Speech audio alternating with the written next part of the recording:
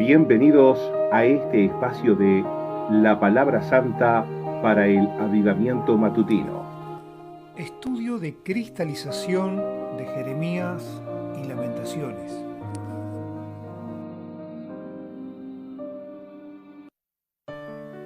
Semana 10, día 6. Alimento matutino. Esdras 1:3.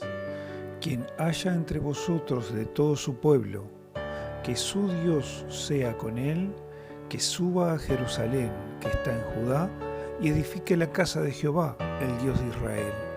Él es Dios, quien está en Jerusalén. Esdras 1:11. En total, las vasijas de oro y de plata eran 5.400. Todo esto lo hizo subir Sesbazar con los del cautiverio que subieron de Babilonia a Jerusalén. El cautiverio de los hijos de Israel se debió a su degradación. Fue debido a su degradación que ellos fueron llevados al cautiverio en Babilonia. La iglesia también se degradó y a la postre fue llevada al cautiverio por Babilonia la Grande, la cristiandad, la cual es una ramera a los ojos del Dios Santo. El recobro de la iglesia, por tanto, implica regresar del terreno del cautiverio y de la división representado por Babilonia. Aquellos que regresaron a Jerusalén procedentes de Babilonia trajeron con ellos todas las vasijas del templo de Dios que habían sido llevadas cautivas a Babilonia. Esdras 1, versículos 5 al 11. Estas vasijas, las cuales eran de oro y de plata, representan las experiencias que tenemos de Cristo y de sus riquezas. El pueblo de Dios había sido dispersado y todas las experiencias espirituales se habían ido con ellos. Aquello era una vergüenza para ellos y para Dios. Incluso en la actualidad, algunos queridos cristianos han tenido experiencia de Cristo, pero están en Babilonia. Las experiencias en sí mismas son correctas, pero el lugar es equivocado, pues las vasijas son las correctas, pero son vasijas que pertenecen al templo de Dios y que están en el templo de ídolos. Por tanto, todas las vasijas de plata y de oro tienen que ser llevadas de regreso a Jerusalén. Lectura para hoy. El recobro de la iglesia es tipificado en el Antiguo Testamento por la reedificación de la ciudad de Jerusalén. Nehemías 2, 11 y 17. Después del recobro de la edificación del templo, todavía era necesario edificar la ciudad.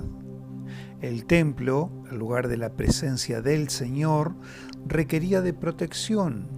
El muro de la ciudad era la defensa del templo. Efesios 2:19 y 1 de Timoteo 3:15 nos hablan de la iglesia como casa de Dios, pero en los dos últimos capítulos de Apocalipsis vemos una ciudad.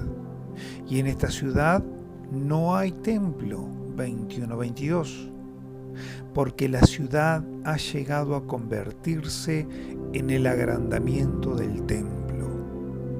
A fin de entender la relación que existe entre la casa y la ciudad en el Nuevo Testamento, debemos comprender que la iglesia es el agrandamiento de Cristo y el aumento de Cristo.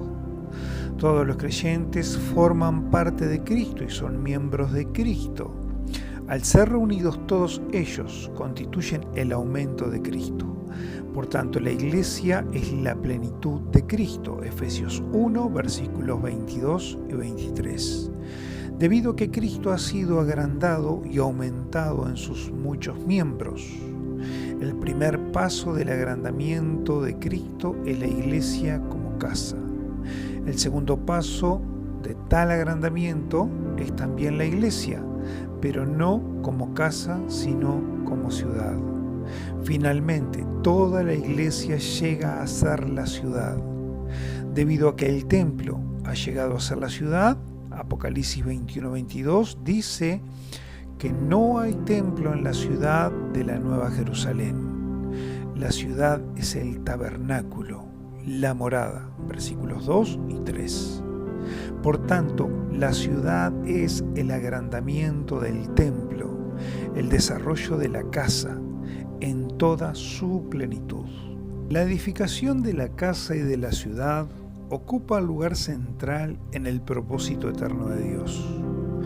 La edificación en realidad constituye la mezcla de Dios con el hombre. La Iglesia, por tanto, es la mezcla de la divinidad con la humanidad. Cuando esta mezcla es agrandada y llega a su consumación en toda su extensión, esto es la ciudad. Con respecto a la segunda venida de Cristo, si la vida de iglesia no es recobrada, es decir, si nadie entre el pueblo de Dios sale de Babilonia la Grande para regresar a la vida de iglesia, será imposible que Cristo venga por segunda vez. Esta es la razón por la que el Señor en los últimos días labora realizando su obra de recobro. Creo firmemente que este recobro constituirá la preparación y la base requerida para que Cristo venga otra vez. Amén.